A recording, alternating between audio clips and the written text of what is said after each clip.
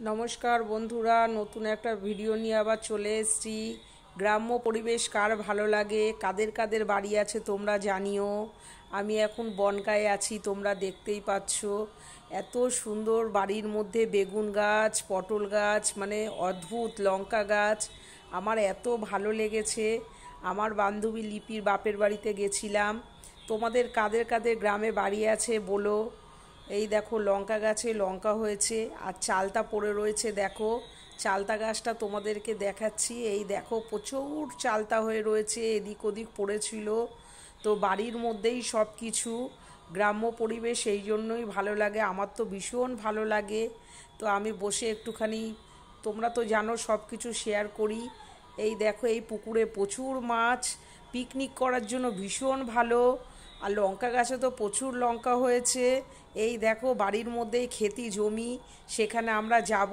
এই দেখো, তো এই যে আমি এখন জমিতে যাচ্ছি। সাদা বেগুন হয়েছে, সাদা বেগুন নিয়ে এসছি। আর বাবুই পাখির বাসা হয়েছে, দেখো কি অদ্ভুত। মানে আর পটল খেতে গিয়ে তো আমি পাগলই হয়ে গেছিলাম বন্ধুরা। প্রচুর পটল তুলেছি, প্রচুর বেগুন তুলেছি, পালং শাক, ধনে পাতা, লাল শাক, কি নেই। লঙ্কা গাছে লঙ্কা গিজ গিজ করছে, মানে দেখে আমি পাগল হয়ে গেছিলাম। যদিও পাগল হয়ে গেলে তোমাদের এগুলো শেয়ার করতে পারতাম না, মানে আনন্দে আর কি। তো এত ভালো লেগেছে। কার কার গ্রামে বাড়ি আছে বলো, তোমাদের সঙ্গে তাহলে আমিও যাব তোমাদের গ্রামে ঘুরতে। ভীষণ ভালো লাগে সত্যি কথা। এইসব মানে এই মাটির গন্ধ আমরা তো এখন ভুলতেই বসেছি। মাটি বলতে গেলে নেই এখন, সবারই পাকা বাড়ি। এই দেখো পালং শাক, লাল শাক, ধনে পাতা একই জায়গায় হয়েছে।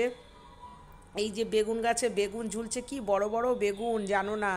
আমি যেতে পারছিলাম না, তো যতটা পেরেছি আর কি। তবু এই দেখো বেগুন ধরে আমি ছবি তুলেছি তোমাদেরকে দেখাবো বলে। এই সব যদি তোমাদের এই ভিডিওটা ভালো লাগে লাইক কমেন্ট শেয়ার করে দিও, সাবস্ক্রাইব করতে